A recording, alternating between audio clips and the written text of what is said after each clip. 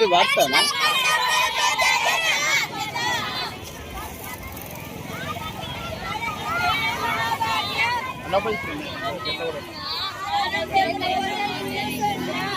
Madam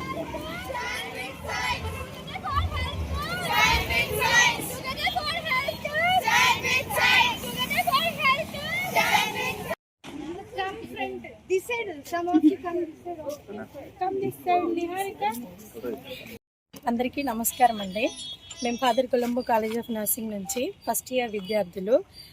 ముఖ్యంగా ప్రపంచ ఆరోగ్య దినోత్సవం సందర్భంగా ఈరోజు Father Colombo College of Nursing నుండి first year BSc nursing students అందరం కలిసి ఫ్యాకల్టీ మేనేజ్మెంట్ అందరం కలిసి ర్యాలీ చేశాము. ఇందులో ముఖ్యంగా ప్రజలకు తెలియాల్సింది ఏంటంటే ఆరోగ్యమే మహాభాగ్యం. అందరికీ ఆరోగ్యం అనేది చాలా ఇంపార్టెంట్. సో దట్ అవేర్నెస్ మేమందరికీ ప్రజల్లో అవేర్నెస్ కల్పించడం కోసము ఈరోజు ఈ ర్యాలీని మేము పాటించాము. ముఖ్యంగా ప్రజలకు తెలియాల్సింది ఏంటంటే ఆరోగ్యం కంటే ఇంకేది ముఖ్యం కాదు.